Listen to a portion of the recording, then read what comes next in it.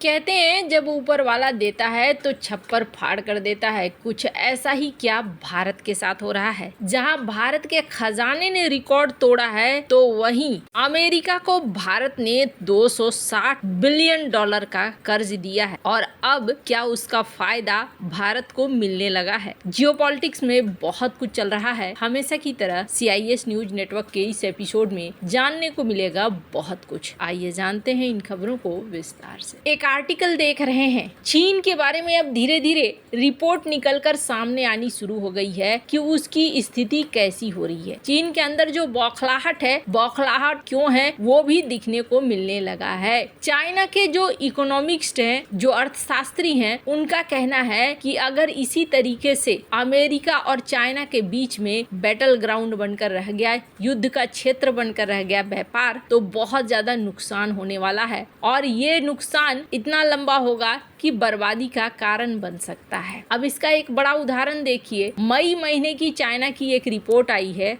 Reuters की ये खबर है कि चाइना में मई महीने में मैन्युफैक्चरिंग जो है काफी रुक गया, काफी कम हो गया और ये दूसरा महीना है जब मैन्युफैक्चरिंग यहाँ पर रुकी हुई है। साउथ चाइना मॉर्निंग पोस्ट ने भी इसी बात को कंफर्म किया कि चाइना के अंदर जो प्रोडक्शन है वो प्रोडक्शन ना के बराबर होने शुरू हो गए हैं और फैक्ट्रियों में काम थोड़ा कम होना शुरू हो गया है। मई के एक सर्वे में सामने आई है ये बात। ऐसा इसलिए हुआ क्योंकि चीन और अमेरिका के बीच जो समझौता हुआ था वो समझौता अब टूट गया। जिस तरीके से हमने आपको अपनी पिछली खबर में बताया था कि डोनाल्ड ट्रंप ने एक समझौता किया था और वो समझौता क्या था डिटेल कभी भी निकल कर सामने नहीं आई, लेकिन उस समझौते के बाद देखने को मिला था कि दोनों ने अपने अपने टैरिफ को कम कर दिया था और लगा था कि अब सब कुछ ठीक चलने लगेगा, लेकिन ऐसा हुआ नहीं। उल्टा ये हो गया कि अब डोनाल्ड ट्रंप कह रहे हैं कि तुमने हमें धोखा दिया, तुमने पालन नहीं किया और इसका असर दिखना शुरू हो गया है। वैसे आपको बता दूं, सिर्फ इतना ही नहीं, क्रिप्टो करेंसी का जो मार्केट है पिछले 24 घंटे से ज्यादा समय चाइना में बड़ा भारी पड़ा है। बिटकॉइन से लेकर इथेरियम, डॉग कॉइन, सोलाना तक हर बड़ी और छोटी क्रिप्टो धड़ाम हो गई है। इनमें 10% से ज्यादा तक की गिरावट आई है। इससे जो क्रिप्टो के निवेशक हैं उनको भारी नुकसान हुआ है और क्रिप्टो करेंसी में ये गिरावट चीन की वजह से आई हुई है। कहा जा रहा है कि चीन ने क्रिप्टो करेंसी रखने पर नया प्रतिबंध लगाया है। चीनी सरकार ने क्रिप्टो करेंसी के व्यापार और माइनिंग पर तो रोक लगाई ही, साथ ही बिटकॉइन जैसी डिजिटल एसेट्स के व्यक्तिगत स्वामित्व पर भी रोक लगा कर रखी है। इसका मतलब ये हो गया कि चाइना में कोई भी प्राइवेट तौर पर क्रिप्टो करेंसी नहीं रख सकता है। इसके बाद तो क्रिप्टो करेंसी की दुनिया में भी भूचाल आ गया। क्रिप्टो करेंसी के कुल मार्केट कैपिटल में 61 अरब डॉलर की कमी आई है, ऐसा कहा जा रहा है। चीन के इस कदम से निवेशकों का उत्साह कम हुआ है। डर के कारण लोगों ने क्रिप्टो बेचना शुरू कर दिया है, जिससे मार्केट में गिरावट भी आई है। चीन अपनी सरकारी डिजिटल करेंसी को बढ़ावा देना चाहता है, इसलिए क्रिप्टो करेंसी पर सख्ती कर रहा है। चीन प्राइवेट क्रिप्टो होल्डिंग्स पर रोक लगाकर फाइनेंशियल फ्लो पर अपनी पकड़ मजबूत करने की कोशिश कर रहा है। 24 घंटे के अंदर जो गिरावट आई है वो गिरावट इसी का नतीजा है। लेकिन इतना एक्शन क्यों ले रहा है चाइना? चाइना और अमेरिका का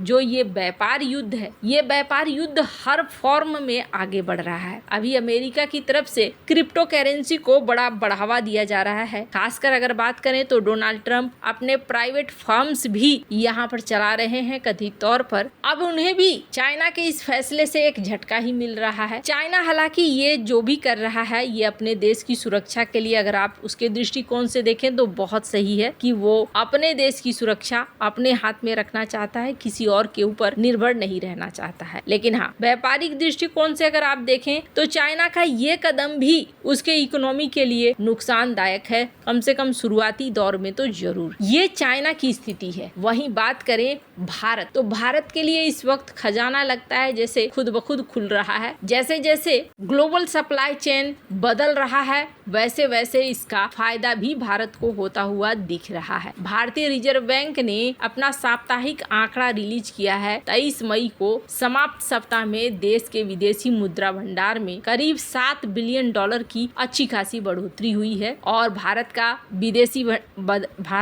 विदेशी मुद्रा भंडार 692.72 बिलियन डॉलर पर पहुंच गया है और इस वृद्धि में सबसे ज्यादा योगदान FCA का रहा जो 4.52 बिलियन डॉलर बढ़कर आया और 586 बिलियन डॉलर हो गया। इसके अलावा सोने के भंडार में भी करीब 2.37 बिलियन डॉलर की वृद्धि हुई है और ये 83.58 बिलियन डॉलर तक पहुंच गया। कई सारे कारक हैं जिसकी वजह से भारत के विदेशी मुद्रा भंडार में लगातार वृद्धि हो रही है। विदेशी मुद्रा भंडार में स्थिरता है, राजनीतिक तौर पर स्थिरता है और इस वजह से देखने को मिल रहा है कि भारत के शेयर मार्केट में भी फिलहाल कुछ दिनों से स्थिति काफी संभली हुई है। पर यहाँ पर भारत के लिए कहा जा रहा है कि सबसे अच्छी बात यह है कि निर्यात में भी भारत को बढ़ोतरी देखने को मिल रही है। एक्सपोर्ट भारत का काफी अच्छे से बढ़ रहा है। इन सब के बीच में अमेरिका की तरफ से भी कहा जा रहा है कि भारत को अब हाल फिलहाल में काफी पैसे मिलने वाले हैं और वो पैसे कहां से मिलने वाले हैं। दरअसल संयुक्त राज्य अमेरिका यहाँ भारत ने 20 लाख करोड़ रुपए का कर्जा दिया है, यानी करीब 216 अरब अमेरिकी डॉलर। अब आपके मन में ख्याल आएगा अमेरिका तो खुद सुपर पावर है, अमेरिका क्यों कर्जा लेगा? तो बात भी सही है। इसे कर्जा ना बोलिए बल्कि ये बोलिए कि अमेरिका ने अपने बॉन्ड्स रिलीज किए कि कोई भी देश जिनको जो नियमों का पालन कर रहे हैं अमेरिका की शर्तों का, उसके हिसाब से अगर वो बॉन्ड खरीदते हैं तो ये एक निवेश की तरह है। कोई भी देश निवेश कर सकता है और उस निवेश का फल जैसे कि ब्याज हो गया या मूलधन हो गया एक निश्चित समय के बाद ले सकता है। तो अमेरिका ने भी ट्रेजरी बॉन्ड्स रिलीज किए थे और इस ट्रेजरी बॉन्ड्स में भारत ने कितने का निवेश किया है? भारत ने करीब 20 लाख करोड़ के ट्रेजरी बॉन्ड्स खरीदे हैं, यानी कि 216 अरब अमेरिकी डॉलर। और ये निवेश भारत के विदेशी मुद्रा भंडार का हिस्सा है और इस वजह से माना जा रहा है कि भारत को हाल के दिनों में इसका ब्याज भी मिलने वाला है और कई मामलों में मूलधन भी मिलने वाला है। चूंकि ये बॉन्ड्स कम जोखिम वाले होते हैं और नियमित तौर पर अपना ब्याज देते रहते हैं। अभी जो हम लोग देख रहे हैं भारत के विदेशी मुद्रा भंडार में ये जो बढ़ोतरी है, इसमें से एक बड़ा हिस्सा 216 अरब डॉलर अमेरिकी ट्रेजरी बॉन्ड्स में भी निवेश किया गया है। खैर, इसी तरीके से भारत ने पैसे चाइना में भी लगाए हैं। कहा जाता है कि चाइना के ट्रेजरी बॉन्ड्स भी भारत ने खरीदे हैं और जापान के ट्रेजरी बॉन्ड्स भी खरीदे हैं। और वहीं बात करें चाइना और जापान, इन दोनों ने अमेरिका के ट्रेजरी बॉन्ड्स बड़ी मात्रा में, बड़ी संख्या में खरीदा है। चीन के पास 1 ट्रिलियन डॉलर के अमेरिकी ट्रेजरी बॉन्ड्स हैं, तो वहीं जापान के पास 1.1 ट्रिलियन डॉलर से अधिक का निवेश भी है। चूंकि इसमें जोखिम कम होता है और ये बॉन्ड्स भारत को निश्चित ब्याज देते रहते हैं जो विदेशी मुद्रा भंडार को बढ़ाने में मदद करते हैं। तो अभी चारों तरफ से भारत को पैसे आ रहे हैं, निर्यात भी बढ़ रहा है, साथ ही साथ भारत को अमेरिका में लगाए गए पैसे का ब्याज भी मिल रहा है और ये स्थिरता